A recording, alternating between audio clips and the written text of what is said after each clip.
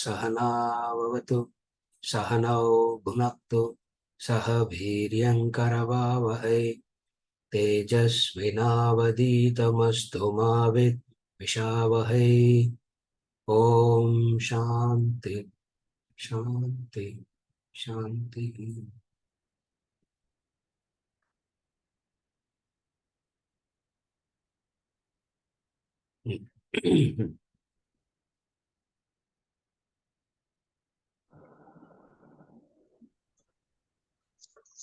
We are moving into chapter 4. The mind wreaks havoc.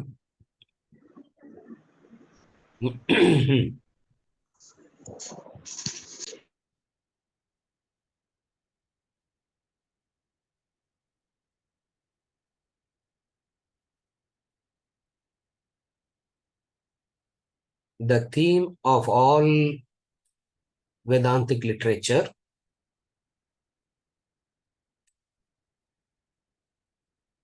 the education that all masters who is concerned about our welfare, their teaching is boil it down, it will come to this point. If you boil it down, it will come to this point, the point of the mind wreaks havoc.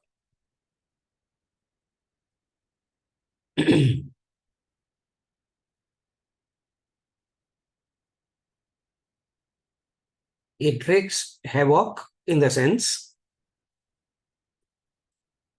it causes trouble now and also makes you not available to the reality of life, the truth. So why do we have to study about the mind? What is the necessity to study about the mind? What is the necessity to understand this mind? Because how much ever you talk about Vedanta, how much ever you talk about Tattvamasi, how much ever you talk about you are the self, etc., all these doesn't bring about a transformation in the way that we expect it to happen. By all the study, we expect a transformation. And the transformation doesn't seem to happen, even though what is being taught is understood. What is being taught is understood. What is being taught is appreciated. What is being taught is seen as something that is very useful and important. But all this doesn't necessarily result in a transformation. Now, there is something that is, there is a huge block. What is that block? The mind is the block. It means some understanding about the human mind is required. So, what is the mind wreaks havoc is going to tell us? The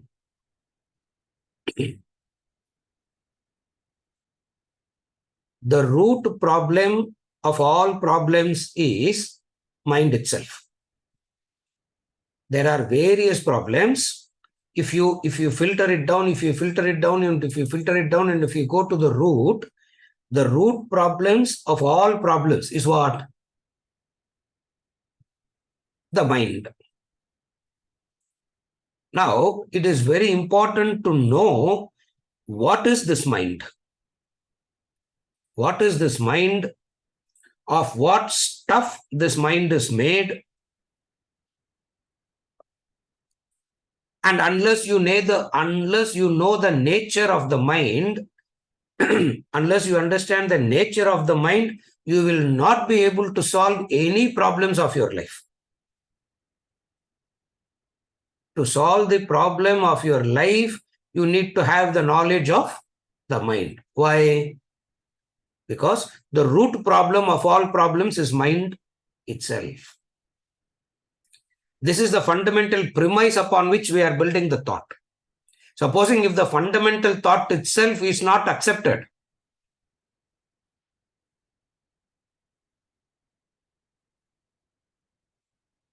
then we'll be free from Vedanta classes. If this fundamental premises is not accepted, then we gain moksha, liberation from Vedanta classes. If this fundamental premise is accepted, what is the fundamental premise? The root problems of all problems is the mind. Problem means that which takes you away from your original nature, that makes you forget your true nature. What is problem? Problem is not something that has to be. Problem means that which makes you forget your true nature. Problem means that which makes you forget your original nature. Problem means something of the world will become very important than the truth. That is the problem. Nothing in life is important as knowing the truth.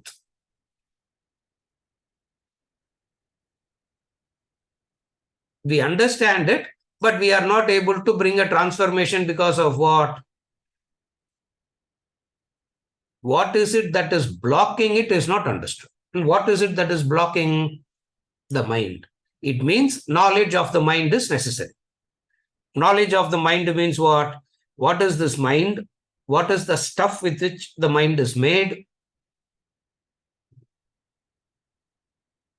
Whether it is substantial or just dreamlike or just thoughts, is it an entity or just a process, or it is something like somewhere an entity means something like the eye, something like the nose, something like the ear. Is there something like the mind as an entity which you can go and deal with? Is it an entity?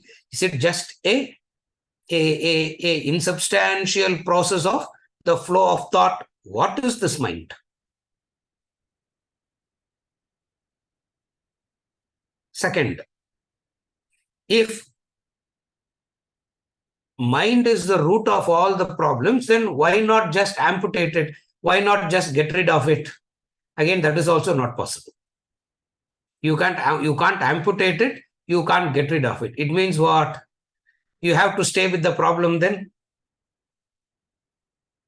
No. You don't have to stay with it. Mind appears to be a problem. Mind tends to give problem when knowledge is not there. Again, mind per se will not give a problem. It is in the absence of knowledge, the mind becomes powerful. So it is the absence of knowledge that has made the mind so powerful, and the powerful mind becomes the problem. So the absence of knowledge makes the mind powerful, and the powerful mind becomes the problem. It means, what is the solution now? Knowledge of the mind is necessary. Knowledge of what the mind is very essential.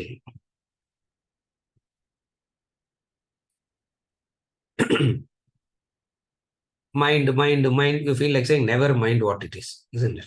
Just give us something. We don't want all these lectures and all that. We have had enough of all these things.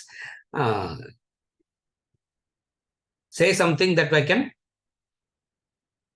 do something about it. You cannot do anything because the mind won't allow you to do. You want to do, but your mind won't allow you to do. Now what do you do? Helplessly you will yield to the mind. That is what is called as the mind wreaks havoc.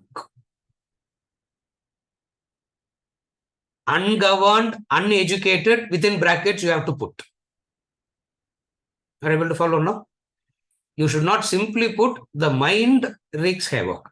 Within brackets, what you should put? The ungoverned, uneducated, ungoverned mind wreaks havoc. Then you understand what the mind is. Then you will know where the solution lies. This is very, very important in understanding this thing of what we call as the mind. In this, we are going to see basic aspects of the mind And all the problems that you will face in life will be a permutation combination of these 5-6 things that we are going to read. There are some 5-6 natures, there are some 5-6 aspects of the mind that we are going to read, and all the situations that we face in life will be a permutation combination of these 6 only.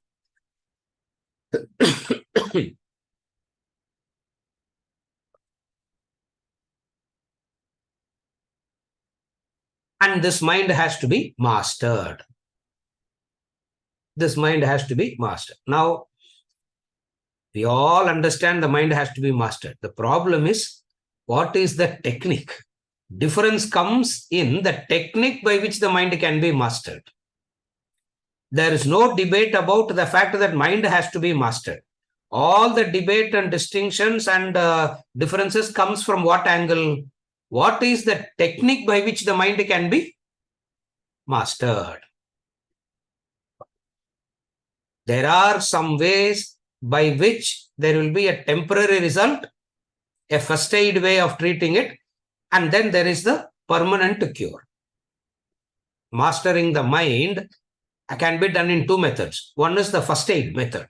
Another is the permanent method. The permanent method is through knowledge and understanding. The first aid methods are many in nature. First aid method seems to work immediately. The permanent method seems to be very slow. Again, I repeat. The first aid method seems to work immediately. Therefore, there will be a lot of attraction to the first aid methods. Because you go there, something happens, you feel that something is sorted out when you come back. Ramakrishna Paramahamsa gives a beautiful example. Sometimes Ramakrishna's examples are very, very beautiful, even though it may not look very refined and cultured, the point is conveyed very well by him. So, he was living right on the bank of the Ganges. Ramakrishna, where was he living? He was living right on the banks of the Ganges river only. At least you know that, no? Vijay. Dakshineshwar is right on the banks of Ganges river only. So, one of the persons came to him and told him that I am going to Kashi to bathe in the Ganges.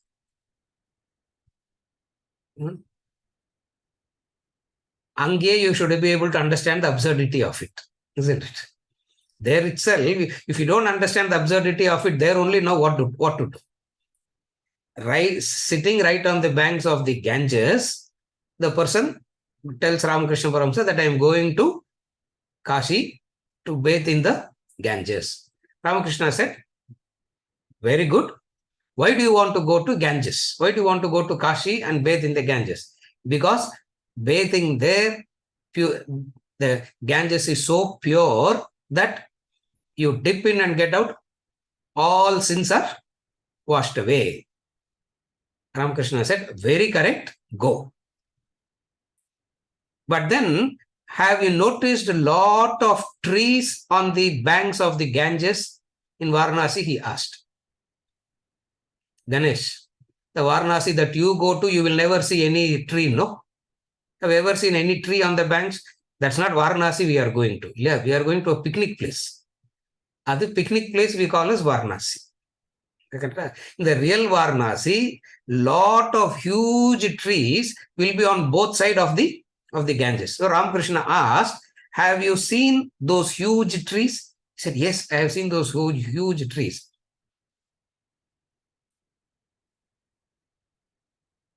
And then he asked, do you know the purpose of those trees standing there?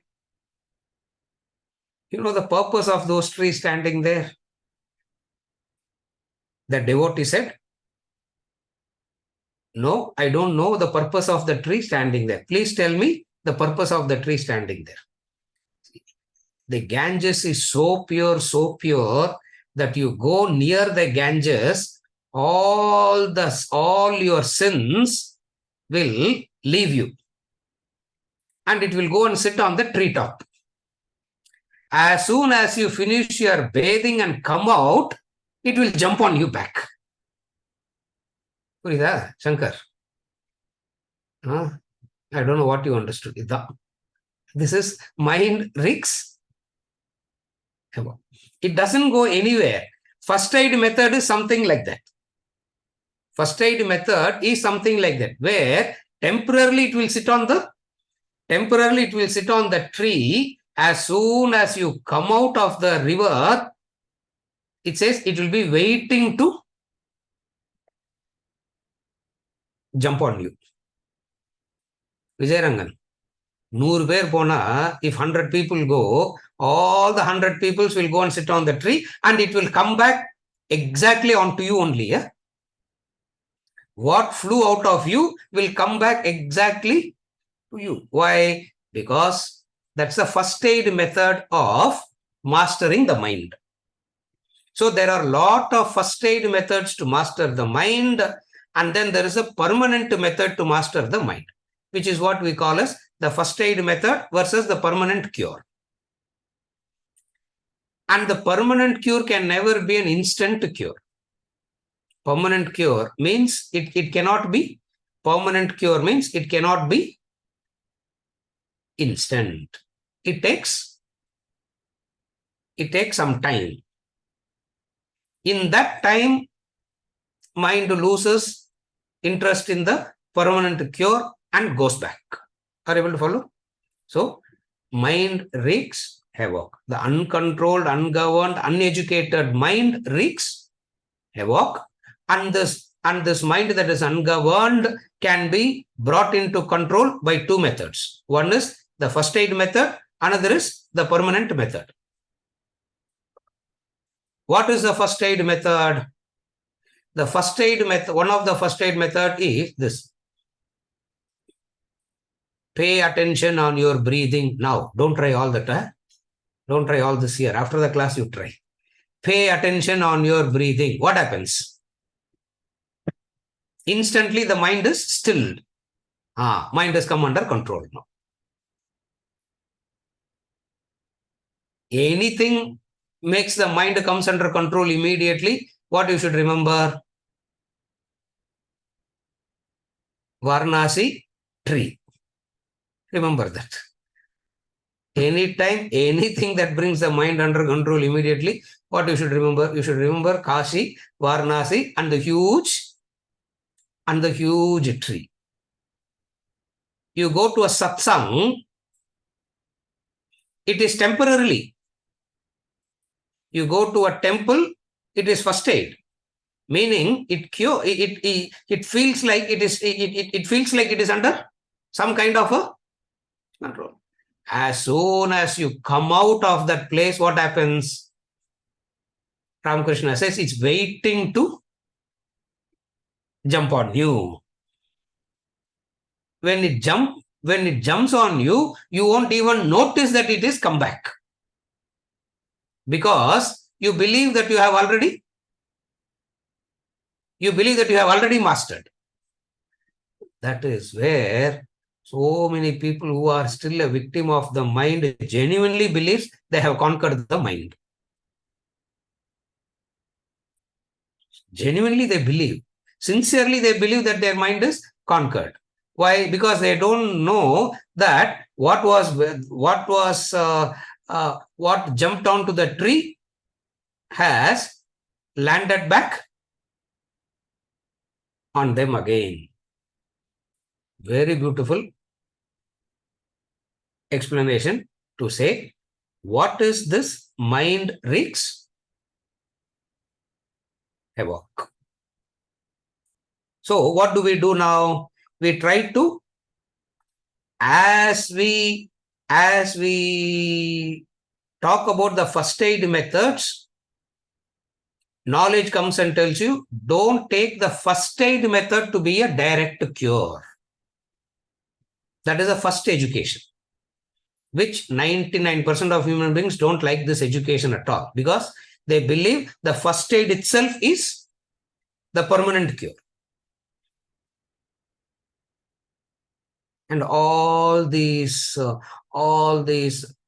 Yoga schools, the Tantra schools, the Bhakti schools, they're all first aid in controlling the mind, mastering the mind. In the true sense, it doesn't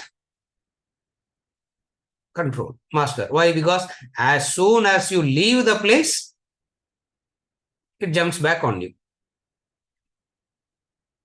Are you okay till now? Furthermore, what happens is, as you keep going to the same place again and again and again, it will not jump onto the tree and all after a point of time. It will sit on you only. With it, you will go inside. You will take in all the mind in front of the deity and come back with the mind reinforced.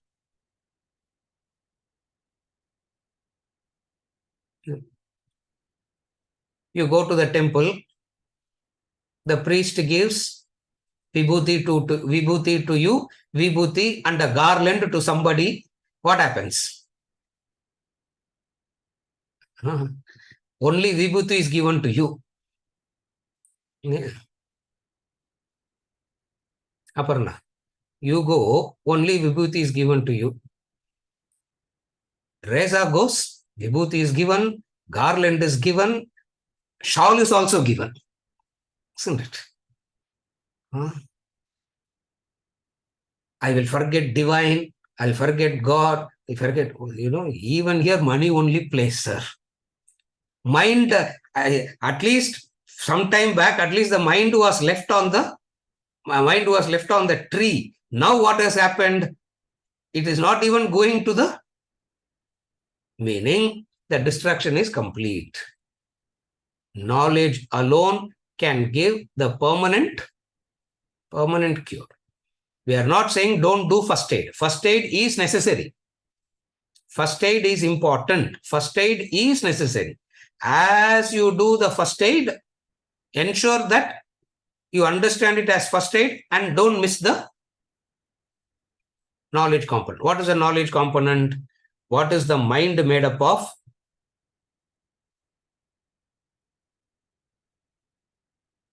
What is the stuff? What is it the mind is made up of?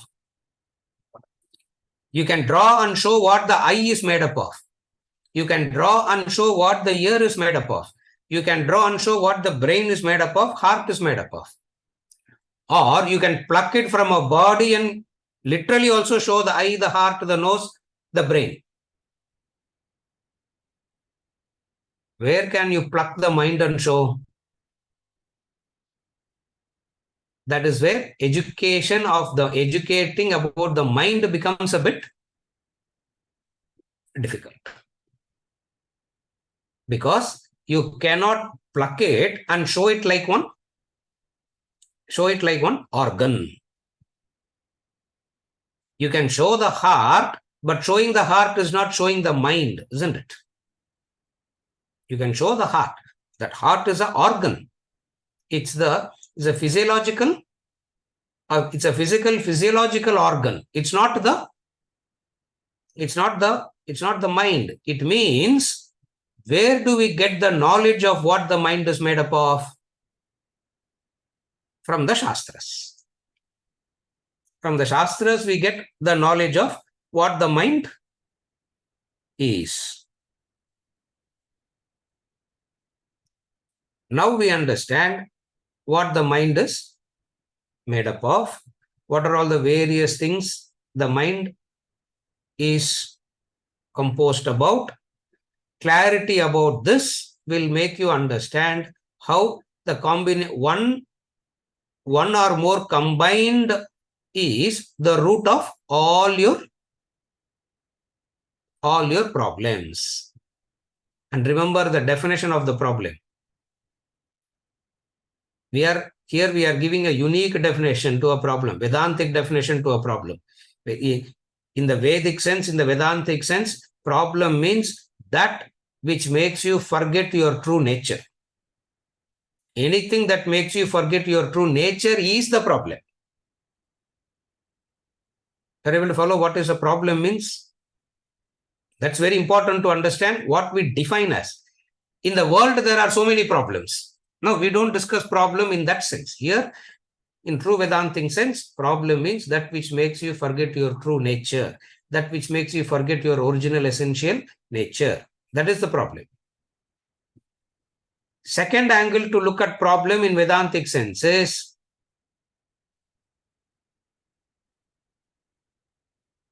problem means that temporary appears to be permanent. Again, first definition of a problem is that which makes you forget your true nature. Second definition is what? The temporary appears to be permanent.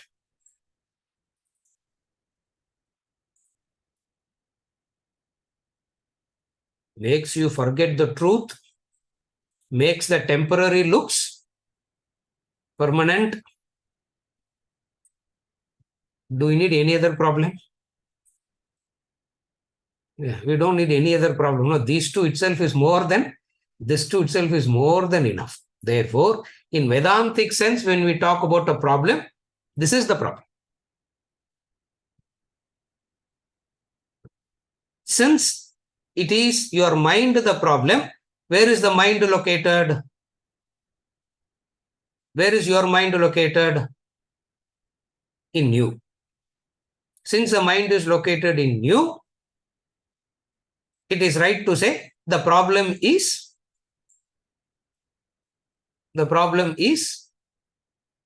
in you. No, sir. Wait. This is not acceptable. 50-50. 50-50. Sometimes I also creates a problem. Sometimes I stay quiet unnecessarily. Other dumps it on me and goes, sir. Unnecessarily other dumps it on me and go. If mind is the problem, to you, your mind is the problem. To you, the mind of others can never be a problem. Since it is your mind that is the problem, where is your mind located? The mind is located in you. Because the mind is located in you, the natural conclusion is what? The problem is in you.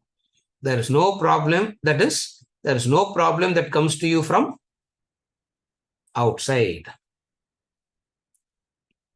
Yes, sir, but sometimes,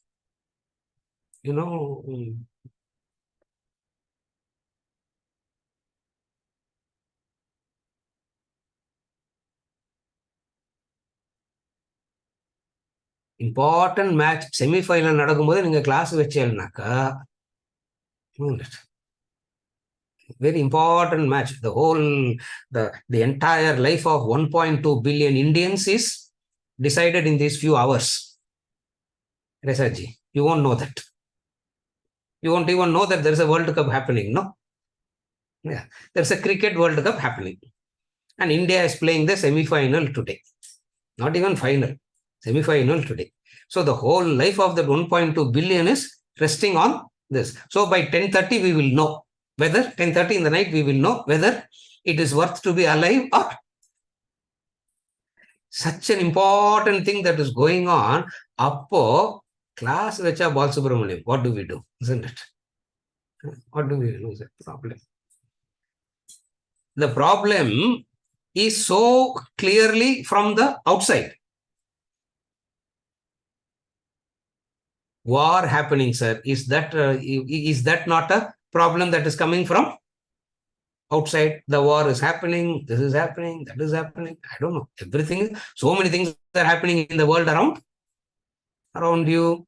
Why so many things in this world only? There are so many things that is happening outside the world also. Now, is the knowledge of the happening affects you, or you having connected to any one of this in some way affecting you? Again, I ask the same question. Is the knowledge of what is happening affecting you, or your mind involved with any of this in some way affects you? Your mind involved with any of this is in some way affects you. Not the event per se. If the event per se has to affect you, you will be permanently affected because so many things are happening throughout the world 24/7. All those doesn't affect. It means the world, the outside alone is not the cause for affectation. The outside is happening. The outside is there. Unless you have a unique way of relating to it, that unique way of relating to a situation that is happening outside creates the problem. What is that unique way by which you relate to it? The mind. When you relate with it through the mind, some affectation happens to you. When you look at it minus the mind, whatever it is, we'll see that later. That also we are going to study. Minus the mind, how it is. With the mind, how it is. Therefore, mind wreaks havoc is very clearly understood what your mind creates havoc in your life and not the situations from, not the event or situation that is happening outside, unless you have a direct connection through the mind to that happening. Happening per se will not affect you unless you have a specific aspect of your mind connected to it, then only it affects.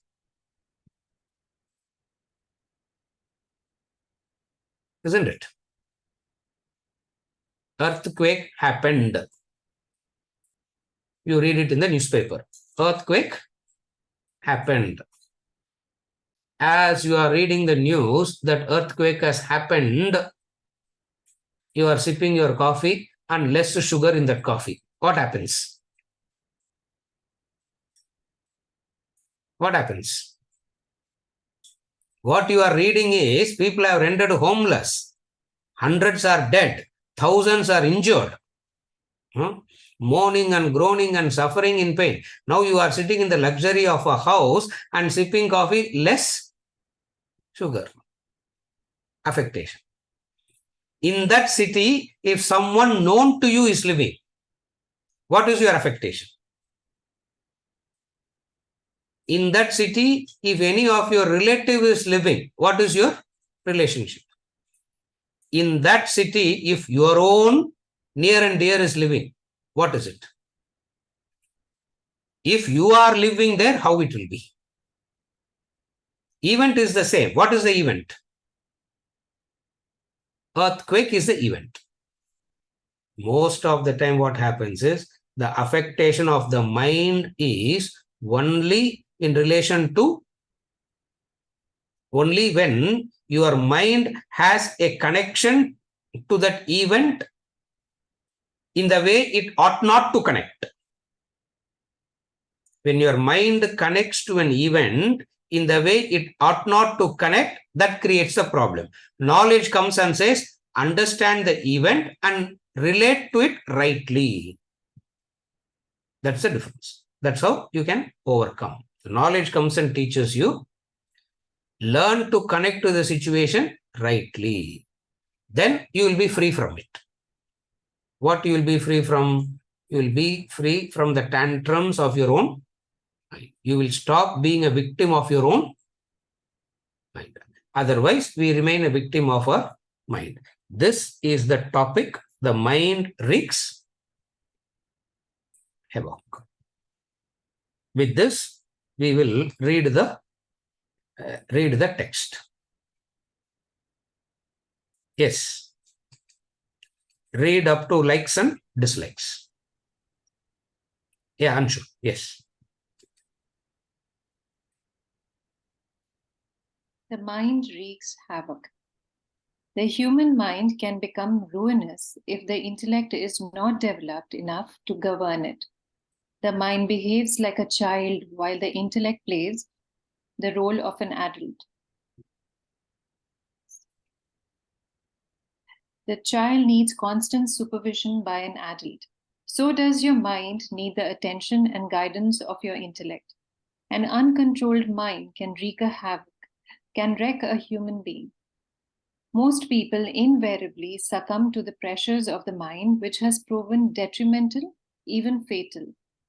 Herein is a detailed analysis of the devastating nature of a mind ungoverned by the intellect. Likes and dislikes. The mind is constituted of one's likes and dislikes. Human beings are caught up in their own attractions and aversions. People act as they like and avoid what they dislike. Their conduct of life is based on their mind's preferences rather than intellect's discretion.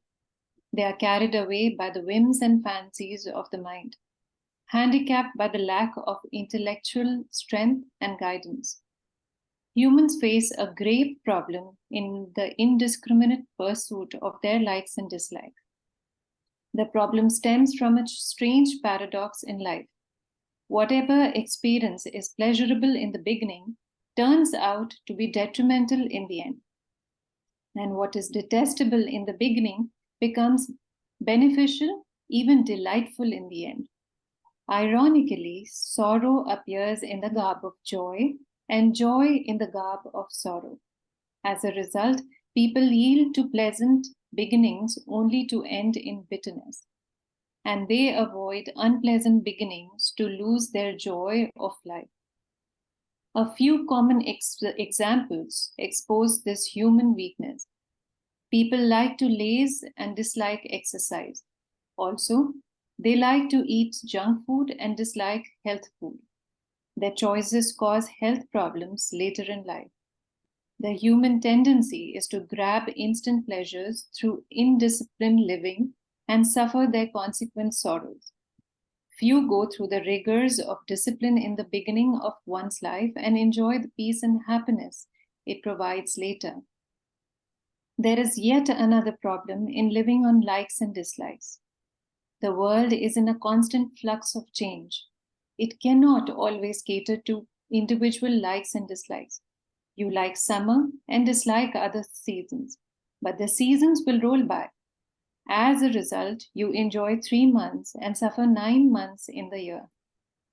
Again, you long for the weekend. Thank God it's Friday. And you detest Monday morning. You are frustrated 5 days in a week. The trouble with most folks is that they live by their distinct likes and dislikes and cultivate more in their lifetime only to end up in frustration. Likes and dislikes are a part of your life. There is nothing fundamentally wrong with them. You need not avoid them, but you cannot allow your likes and dislikes to directly propel your actions. You must learn to use reason and judgment of your intellect to guide them properly to enduring peace and happiness. Now,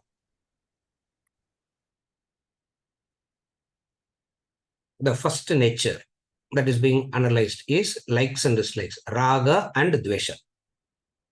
Okay, ungoverned mind per se is like the child, and if there is no supervision, it is a lack of supervision that turns the child detrimental. Therefore, child per se is not wrong.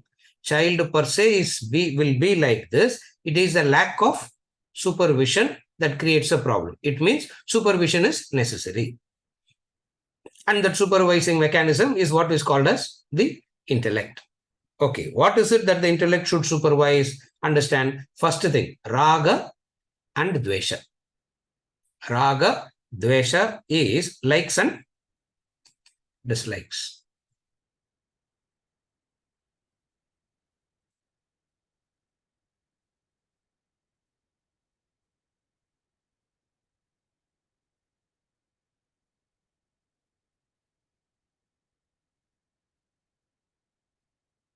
How many ever times you talk about this raga dvesha, you can still keep saying so many things about it. Many things. Likes and dislikes. Raga and dvesha.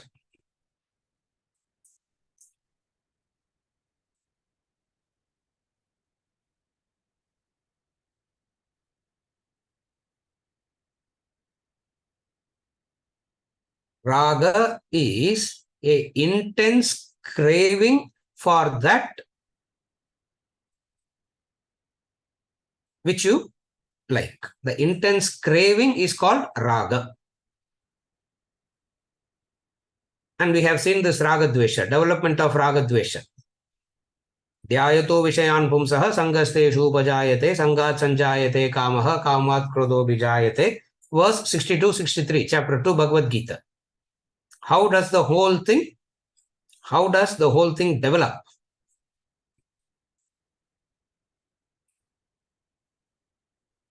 Craving for what you like and hatred for something that you dislike. So raga and dvesha is likes and dislikes, attractions and aversions.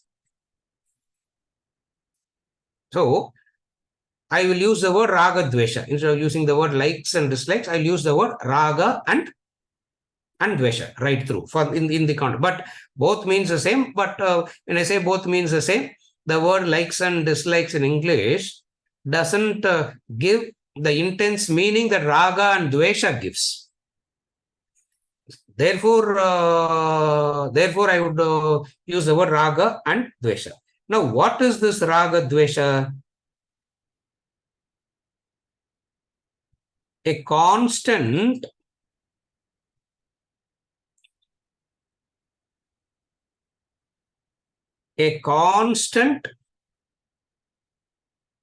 craving for happiness and always wanting to avoid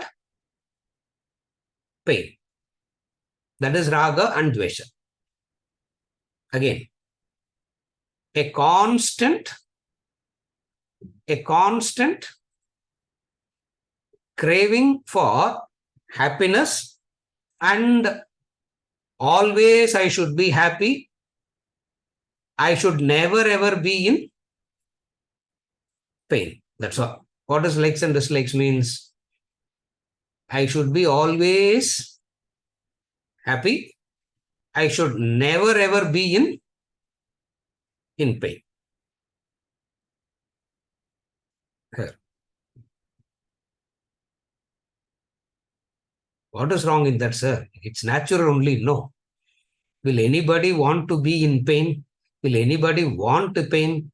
Isn't it natural for a human being to have this raga and dvesha?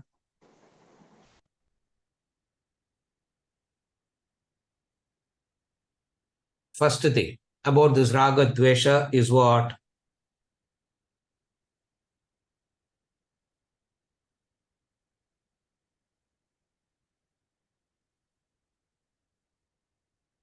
The mind has a notion of instant permanent pleasure.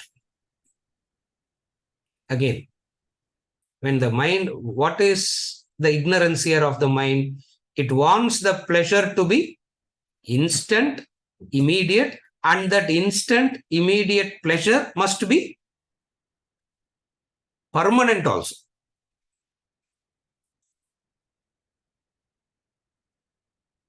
Instant, immediate pleasure will necessarily turn into pain later, which the mind refuses to accept as a fact, which the mind refuses to accept as the law of life. Therefore, there is always the craving. What is the craving? Happiness should come instantaneously, immediately. That which comes to you instantaneously, immediately, must stay with you permanently. That's where knowledge comes and says, wait. Do you want instant or do you want permanent? Both. Okay. When you are asking, do you know what you are asking? Anything instant cannot be permanent. Something that is permanent cannot be instant. This is how this is the first lesson in relation to raga and dvesha.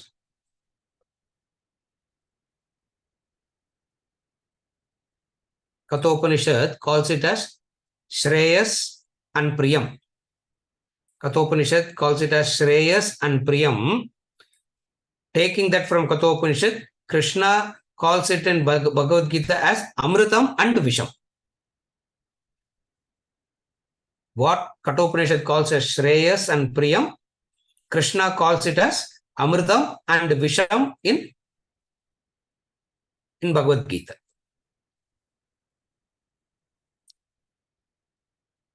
That which gives you Shreyas will never be appealing to the mind. That which gives you Priyam is always attractive to the mind. That is the paradox he's saying. The strange paradox. What is the strange paradox? That which gives Shreyas is not attractive. That which gives Priyam is very appealing. Why that which gives Priyam is very appealing? Because it guarantees you something instantly, immediately. That which guarantees you instantly, immediately, mind will want it. But then what it doesn't understand is what? The paradox. What is a paradox? It disappears as fast as it appears. It disappears as fast as it appears. One way of becoming rich is by stealing instantly, isn't it? Isn't it? By stealing, you become rich instantly, correct? Somebody has an iPhone, you can just, what is it? Grabbing it. There is some other word they use nowadays. What is that word? Stealing, they don't use. Some word they use nowadays. So, what takes a person to work hard, save money, and then buy one phone? You can just, by stealing, you can become rich. What is the paradox in that? The richness that comes out of it will never stay with you. Now, not only it will not stay with you, the consequences that it leaves on you is naraka. Are you able to follow? Not only you lose it, the consequence that it leaves behind is naraka, pain, sorrow, suffering. This the mind will not understand. Why? Because it gets carried away by the instant, immediate pleasure.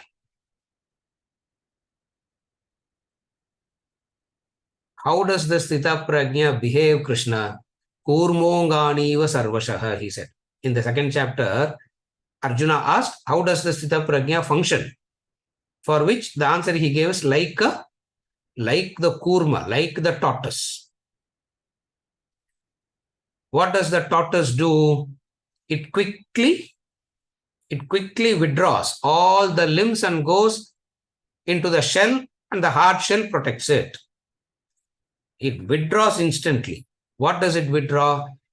Wherever anything that guarantees you of instant pleasure, the mind quickly withdraws. Wherever anything instant is promised, you have to be careful. That's what it means. Are you able to follow now? Anybody, wherever anything instant is promised, you have to learn to quickly withdraw. Why? Because that which comes instantly cannot be permanent. Not only it cannot be permanent, when it leaves a pain. Not only it leaves a pain, the deeper concept, the drishta consequence of it is pain, the adrishta consequence of it is naraka. Again, the drishta consequence of it is pain now because of losing it. The adrishta consequence is naraka. How do I say adrishta consequence is naraka? Because the method that you choose for instant happiness, there is a consequence to that method you have chosen, no? That is naraka. So, loss of the object is pain. Consequence of the path that you have chosen will be naraka. Therefore, future immediate pain, immediate instant pleasure. Correct. Understand the sequence. Immediate instant pleasure, future pain, permanent pain. This the mind will not understand. Therefore, it becomes a victim of raga and dvesha.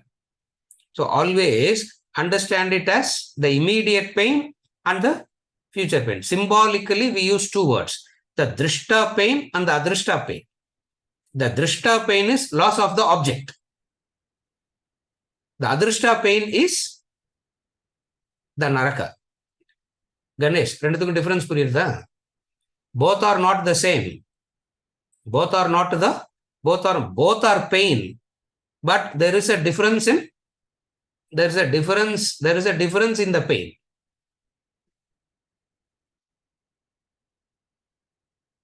Loss of the object, we understand the pain. How do we understand the naraka pain? How do you understand the naraka pain? It's a long pain. Example? அதுக்கு என்னப்பா example? எவ்வளவு example கொடுத்திருக்கிறோம்? What is the example of naraka pain? Anybody? Remember? அது ஞாபகம் இருந்ததுன்னா போர்டில் இது வச்சுக்கோங்க in your house. Refrigeratorல write it in your house. You will never become a victim of raga and dvesha. What is that?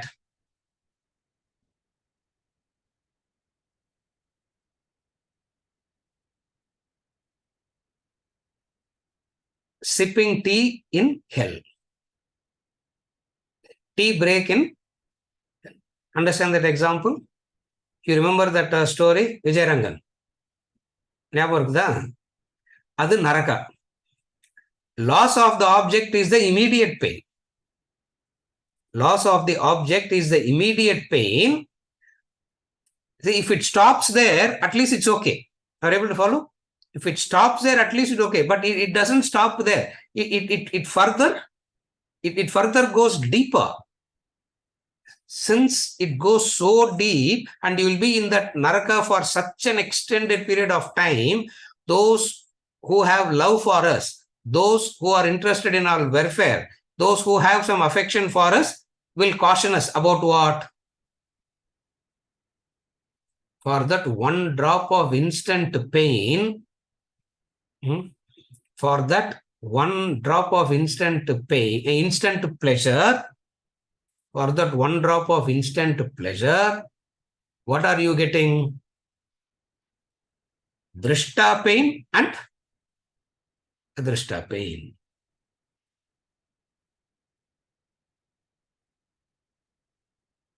The human tendency is to grab the instant pleasures and suffer their consequent sorrows. What are the consequent sorrows? The consequent sorrows is of two types, drishta and adrishta.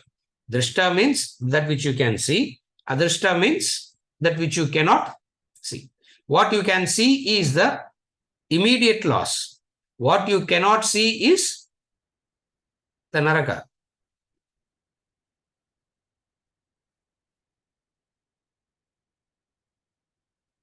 That's why in the first level of moksha and Vedanta, if you are leading a disciplined dharmic based life and you have avoided naraka, that itself is level 1 moksha. Again I repeat, level 1 moksha is not knowing that you are the self and Brahman and all that. A lot of preparation is required. Lot of initial preparation is required for that. So what is that initial preparation that is required for that? A proper dharmic way of living now, by which you can avoid the Naraka nale, it is called moksha. That is called chitta shuddhi, inner purification. Where you have avoided naraka means you have become a purified person. That purified person can do atma vichara, mahavakya vichara and attain moksha. Therefore, in order to attain that, a very essential preparation is what? Understand raga and dvesha. And don't be a victim of likes and dislikes. The second reason of likes and dislikes is that the likes and dislikes expects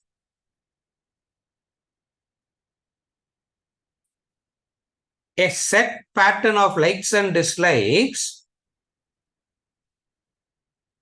versus the nature of the world.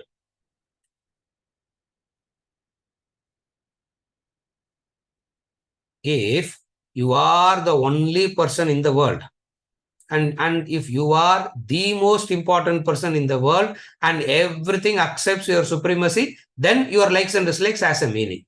Why? Because everybody will adjust to you, correct? But what is the reality of life? The reality of life is your pattern is your likes and dislikes is immaterial, insignificant concerning the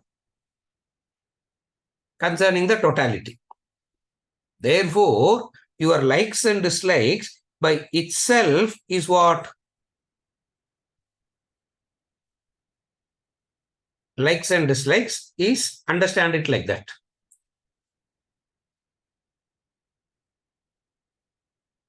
Mentally, put a chart like that. Nature of mind or column. Nature of world, another column. How ungoverned mind affects, another column. How knowledge and understanding helps, another column. 4 column போட்டுங்க. It becomes easy to understand. First column, nature of the mind. What is the nature of the mind? Likes and dislikes is the nature of the mind. First column. Second column, what is the nature of the world? The nature of the world is it accommodates everybody, but nobody is important or unimportant. That's why we say world cannot cater to any set pattern. World is not designed to cater to you, we say. But we expect the world to cater to us all the time. That is likes and dislikes. So what is nature of the mind? Likes and dislikes. Expecting the world to cater to me. Now, what is the nature of the world? Nature of the world is it can accommodate everybody, but it cannot cater to anybody all the time. That's why the Upanishad gives example that the salt merchant also has to be taken care of. The farmer also has to be taken care of. If the farmer is taken, when the farmer is taken care of, salt merchant suffers. When the salt merchant taken care of, the farmer suffers. Win-win for both, sir. Win-win for both. How everybody can be taken care of. Manufacturer also should be winning and the consumer also should be winning. How is it possible? Manufacturer winning na consumer has to lose. Consumer losing na manufacturer ku profit கிடையாது. Win-win. What is win-win for both? Vijayarangan. Mediation idda, isn't it? Win-win for win-win for both. இல்லாத வேலை பண்ணி அதுக்கு fees வேற வாங்குறது, isn't it? Not only he does work that doesn't exist and he charges very heavily for that also, and the irony is people pay him also. Vijayarangan, என்னத்த சொல்றது? So life caters to both, but likes and dislikes has an expectation of making you the center of it. What is the nature of the world? It can accommodate you, but can't keep catering to you. Okay. When it is not, ungoverned mind is what now? What is ungoverned mind? When it is not catered, it blames the situation, it blames the people, it blames the world, it blames the stars, it blames God also sometimes, isn't it? Why? Because you are not being catered all the time. How does knowledge helps now? How does the strong intellect help?